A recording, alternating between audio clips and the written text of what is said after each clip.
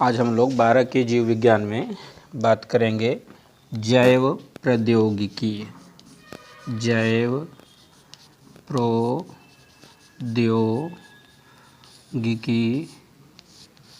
और इसके अनुप्रयोग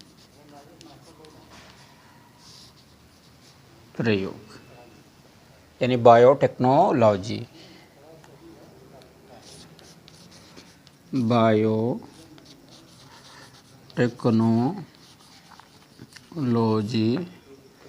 एंड इट्स एप्लीकेशन।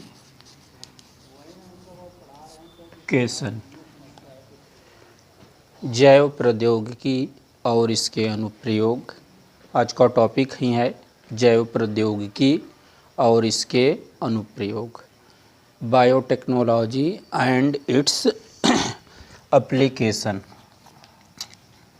तो सर्वप्रथम हम जानेंगे कि जैव प्रौद्योगिकी क्या चीज़ है। जैव प्रौद्योगिकी, जैव का सेंस है बायो, प्रौद्योगिकी यानी टेक्नोलॉजी, यानी वो बायो की क्या टेक्नोलॉजी है, यानी हम लोग किसी जैविक तंत्र, जैविक घटक का उपयोग हम लोग मानव कल्याण में करते हैं।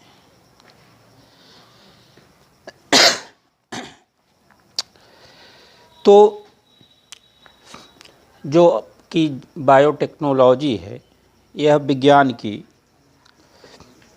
एक नवीनतम ब्रांच है, जिसमें हम लोग आनुवंशिकी विज्ञान, आनुवंशिक आणविक विज्ञान, सूक्ष्मजीव,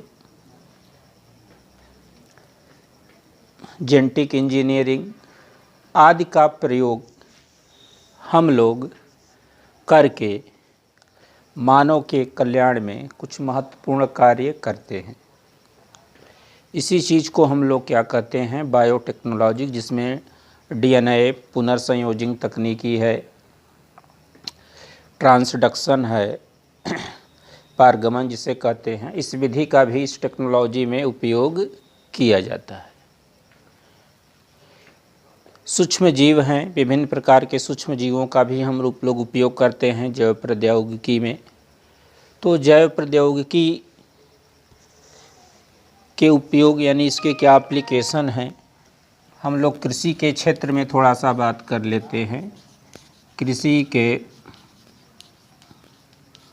क्षेत्र में जैव प्रौद्योगिकी, कृषि के क्षेत्र में जैव प्रौद्योगिकी। तो जैव प्रौद्योगिकी का उपयोग करके हम लोग ऐसी फसलें विकसित किए हैं जिनका उत्पादन सामान्य फसलों की तुलना में 2 से 3 गुना तक अधिक है।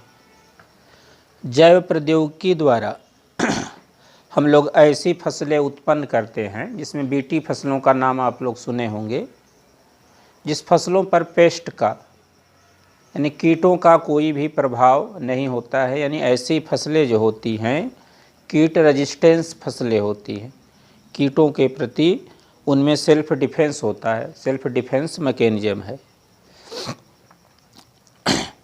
तो कृषि के क्षेत्र में जो बीटी फसलें हैं, यानी इसमें हम बात करें कि बीटी फसलें होती क्या हैं। बीटी फसलें यानी बीटी क्रॉप्स, बीटी क्रॉप्स क्या हैं। बीटी एक बैक्टीरियल जीन है, यानी बी का मतलब है बैसिलस, टी मतलब थुरेन, जेनेसिस।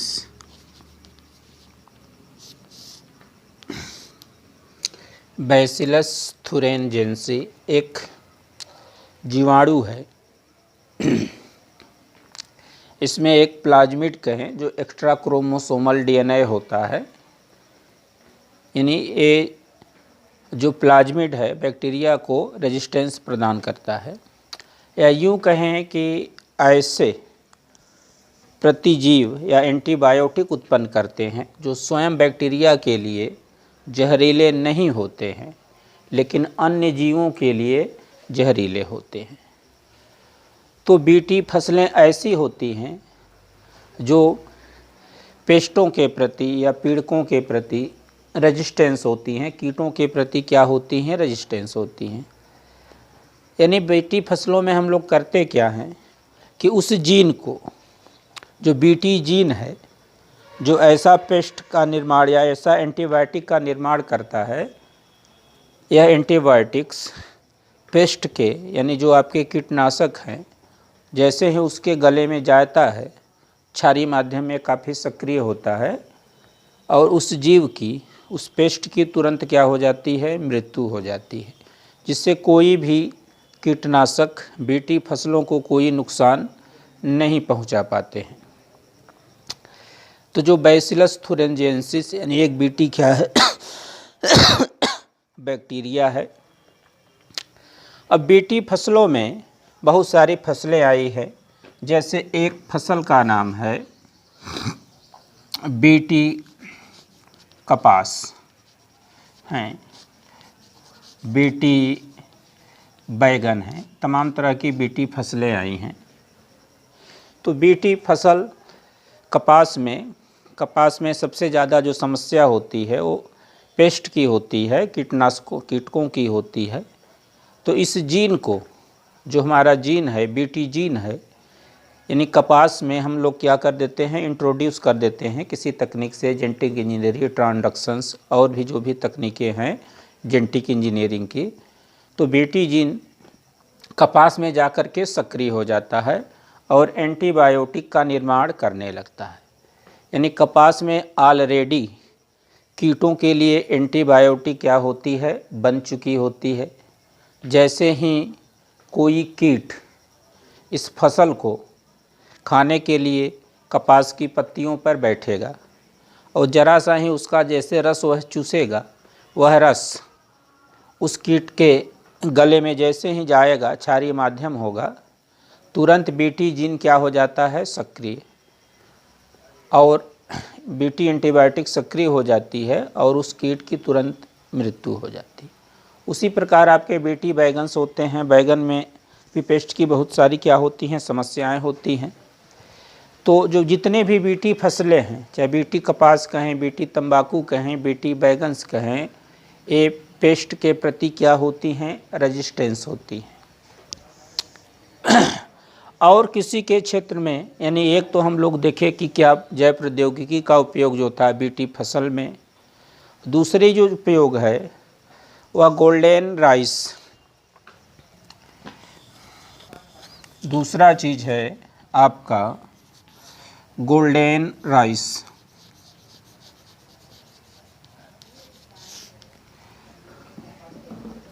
ये गोल्डन राइस क्या है, यानी हम लोग चावल में ऐसे जीन का प्रवेश कर देते हैं जो जीन विटामिन ए का क्या करने लगता है, संश्लेषण।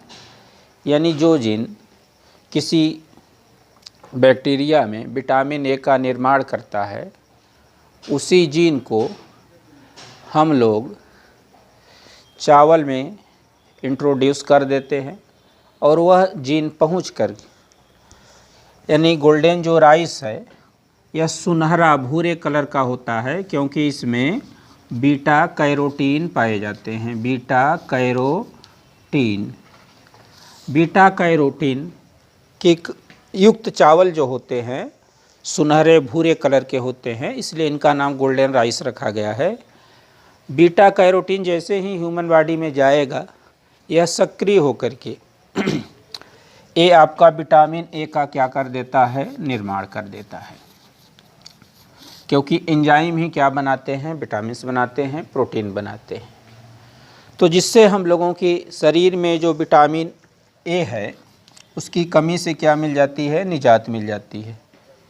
तो एक चावल है आपका इंडियन प्रजाति है, जिसे हम लोग बासमती चावल के नाम से जानते हैं। बासमती चावल को थोड़ी सी चावल की जो हाइट होती है वो लंबी होती है, तो कुछ अमेरिकन कंपनियों ने इसको किसी बौने चावल से क्रॉस करा करके एक चावल बनाया है जिसको हम लोग गोल्डन राइस कहते हैं, और वहाँ की उस कंपनी ने उसको पेटेंट भी करा लिया है। इस चावल में पर्याप्त मात्रा में विटामिन ए होता है। तीसरी चीज़ है आपके जो बायोटेक्नोलॉजी है, इसका उपयोग हम लोग करते हैं कृषि के क्षेत्र में, वो है फ्लेवर सेवर के रूप में। फ्लेवर सेवर के रूप में, फ्लेवर सेवर में कई तरह की फसलें हैं। जैसे हम कहें कि फ्लेवर सेवर आपका क्या है, टमाटर है। तो टमाटर एक ऐसा है कि बहुत हाई टेम्परेचर पर टमाटर का हम लोग प्रोडक्शन नहीं कर पाते हैं। तो टमाटर जब टेम्परेचर हाई हो जाता है, 40 डिग्री 42 डिग्री के पार टेम्परेचर चले जाते हैं, तो उस समय हम लोग टमाटर का उत्पादन नहीं हो पाता है। तो टमाटर को हम लोग स्टोर करते हैं।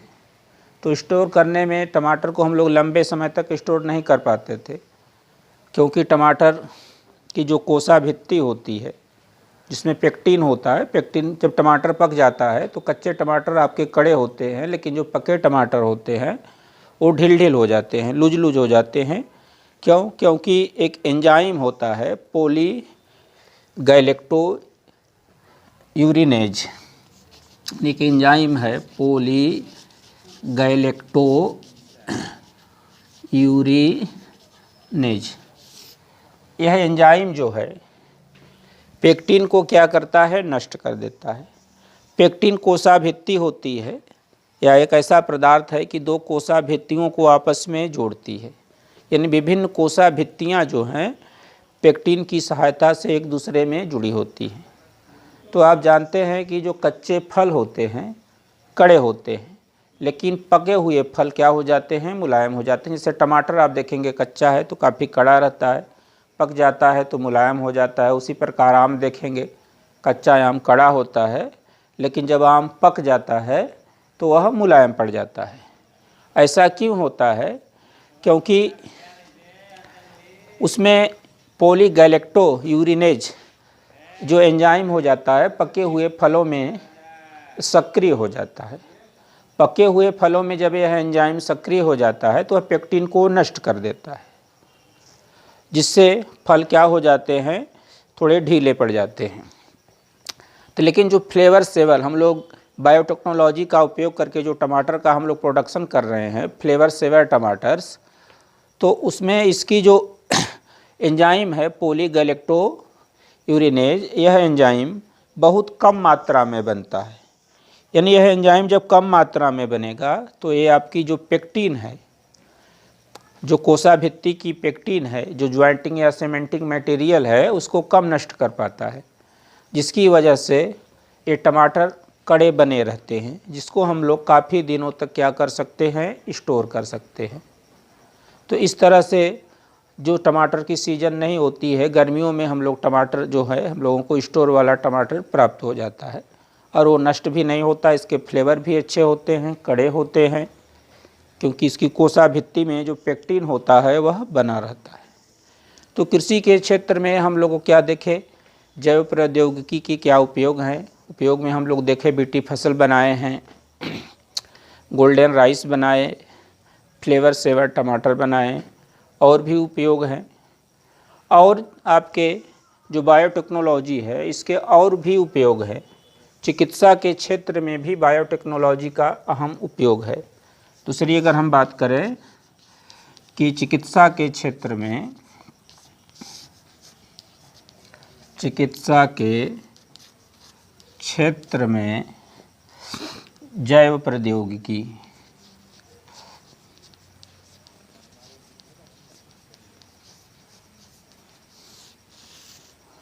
तो चिकित्सा के क्षेत्र में जैव प्रौद्योगिकी में हम लोग बात करते हैं मानव इंसुलिन का निर्माण। मानव इंसुलिन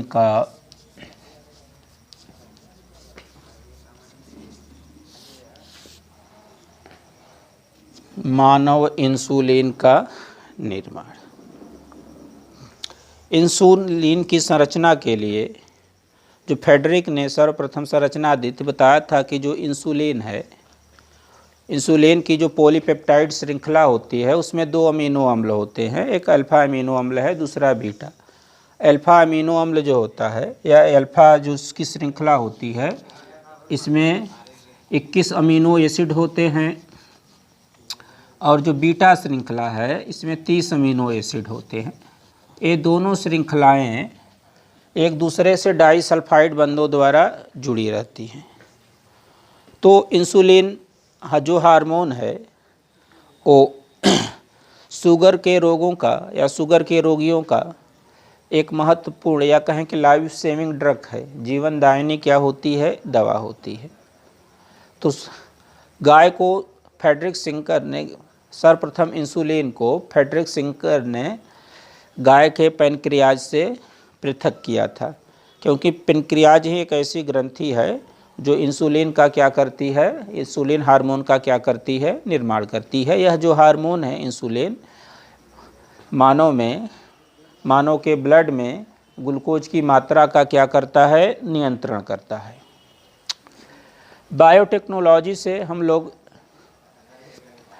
उस जीन का, यानी उस जीन को जिस जीन से इंसुलिन का क्या होता है, निर्माण होता है, पारगमन विधि से, ट्रांसडक्शन मेथड से, उस जीन को हम लोग एसरकिया कोलाई, एक बैक्टीरिया है, ई कोलाई एक क्या है, बैक्टीरिया है, इसी बैक्टीरिया के प्लाज्मिड में उस जीन को हम लोग इंट्रोड्यूस कर देते हैं, जिसकी वजह से जो एसरकिया कोलाई बैक्टीरिया है ये आपका इंसुलिन का निर्माण करने लगता है, जिससे इन शुगर के रोगियों को काफ़ी सहायता मिली है। यानी जो सर्वप्रथम बायोटेक्नोलॉजी का उपयोग करके मानो इंसुलिन बनाया गया था, उस इंसुलिन को हम लोग ह्यूमेलिन भी कहते हैं, ह्यूमेलिन भी कहते हैं। तो चिकित्सा के क्षेत्र में जैव प्रौद्योगिकी का उपयोग हमने देखा कि मानव के इंसुलिन के निर्माण में, जीन थेरेपी के भी निर्माण में हो सकता है। अब यह जीन थेरेपी क्या है?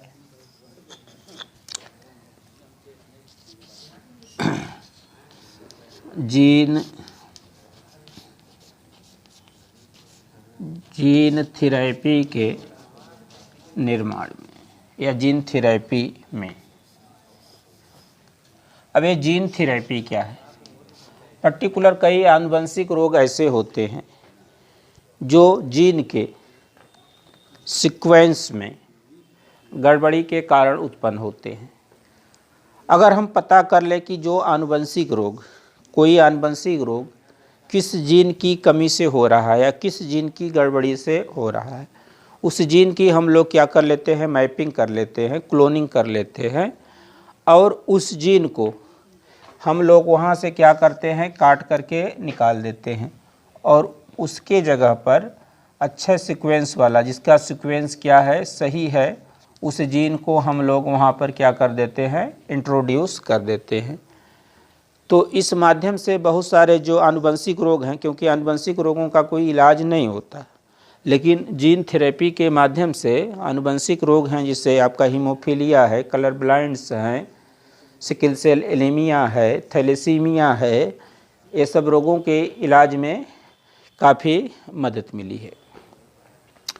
तो ये रहा आपका जैव प्रौद्योगिकी का उपयोग चिकित्सा के क्षेत्र में।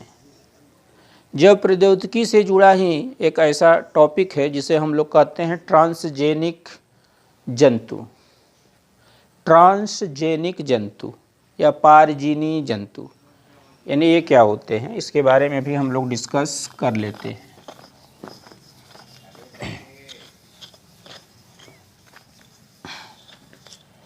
यानी पारजीनी जंतु यानी ट्रांसजेनिक एनिमल। ट्रांसजेनिक एनिमल क्या है, पारजीनी जंतु क्या है? पारजीनी यानी दूसरे जंतु का जीन, किसी दूसरे जंतु के जीन में हम लोग ट्रांसडक्शन विधि से इंट्रोड्यूस कर देते हैं।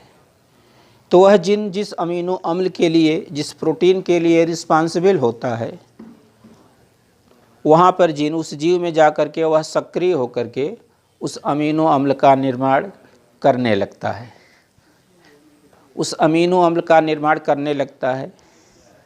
यानी बहुत सारी इस पारजीनी जंतु ऐसे हैं, जैसे आपके ट्रांसजेनिक्स मछली हुए, यानी मछलियों में आजकल की मछलियाँ जो आ रही हैं वो प्रोटीन रिच मछलियाँ हैं। उस ट्रांसजेनिक गायें भी बनाई गई हैं, यानी उस गायों के प्रोटीन्स में, दूध में प्रोटीन्स की एक उच्च क्वालिटी की मात्रा होती है। ट्रांसजेनिक मुर्गियां हैं, यानी ये मुर्गियां जो होती हैं वायरल के प्रति रेजिस्टेंस होती हैं, इनकी ग्रोथ बहुत तेज़ी से होती है और इनके मांस में जो प्रोटीन की मात्रा होती है वो उच्चतम क्वालिटी की होती है।